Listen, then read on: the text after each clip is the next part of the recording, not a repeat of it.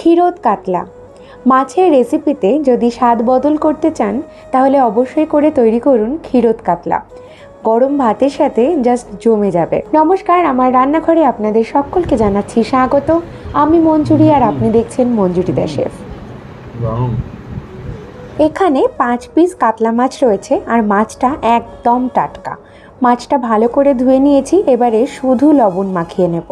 পরিমাণ মতন লবণ দিয়ে ভালো করে মাখিয়ে 15 মিনিটের জন্য রেখে দেব। মাছের জন্য একটা মশলা তৈরি করে নিচ্ছি।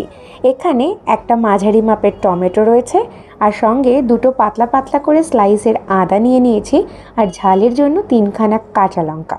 এই রান্নায় একটা আলাদা টেস্ট অ্যাড করে গোলমরিচ। এখানে 7-8টা গোটা গোলমরিচ রয়েছে। এছাড়া ক্ষীরোদ কাতলায় লাগবে দুধ।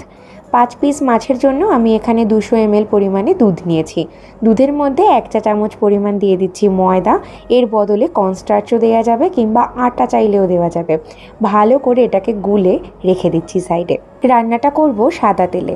সাদা তেল পর্যাপ্ত পরিমাণ দিয়ে দিলাম আর সঙ্গে 1 চা চামচ পরিমাণে শুধু একটু গন্ধ আসবে দিয়ে দিচ্ছি ঘি। ভালো করে তেল আর ঘিটা তাতিয়ে নেব, তারপর ঠান্ডা করে নেব। খুব একেবারে তাতানো তেলের মধ্যে মাছগুলো ছাড়বো না। মাছটা দিয়ে এক পিঠে 1 মিনিট করে ভাজবো। মাছটা কিন্তু একদম জুসি থাকবে।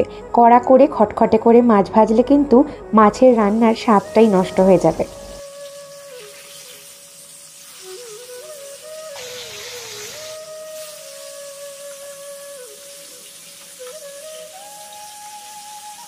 দেখে আশা করি বোঝা যাচ্ছে মাছটা কীরকমভাবে ভেজে নিয়েছি দুপিঠে। মাছ ভাজার তেলের মধ্যেই দিয়ে দেবো টমেটো, আদা, কাঁচা লঙ্কা আর গোলমরিচের বেটে রাখা পেস্টটা। সঙ্গে ঝালের জন্য 5টা চেরা কাঁচা লঙ্কা দিলাম। সঙ্গে জাস্ট একটুখানি 1 ছিটে দিয়ে দিচ্ছি লাল কাশ্মীরি লঙ্কার গুঁড়ো। মশলাটা খানিকটা লেগেছিল, অল্প জল দিয়ে সেই মশলাটাও দিয়ে দিলাম। এবারে ভালো করে কষতে হবে। এতে না পড়বে হলুদ গুঁড়ো, না জিরে ধনে, কিচ্ছু না। দিয়ে দেবো স্বাদ মতন লবণ।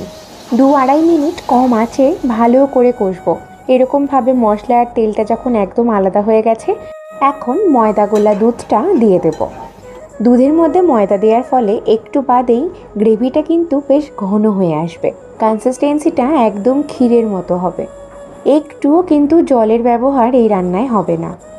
যেহেতু দুধ দিয়েছি তাই অল্প একটুখানি চিনি দেব টেস্টটা ব্যালেন্স করার জন্য। দুধটায় এখন বেশ জাল এসে গেছে। ভেজে রাখা মাছগুলো এই সময় দিয়ে দেব।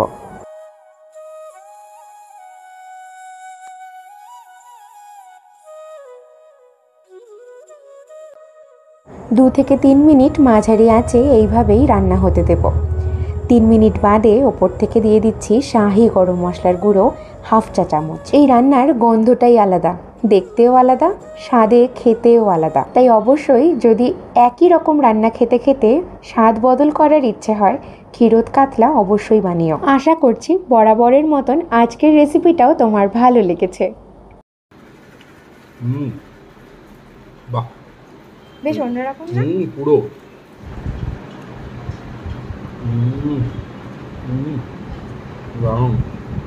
ভালো লাগলে অবশ্যই ভিডিওটাতে একটা লাইক করে দিও। বন্ধু বান্ধব আত্মীয় স্বজনের মাঝে রেসিপিটা শেয়ার করে দিও। আমার চ্যানেলে তুমি যদি আজকে নতুন দর্শক বন্ধু হও তাহলে আমার চ্যানেলটি সাবস্ক্রাইব করে আমার সঙ্গে থেকো। আজকের মতন বিদায় নেব। দেখা হবে অন্য আরও একদিন নতুন কোনো এক লোভনীয় রেসিপির সঙ্গে। সকলে ভালো থেকো।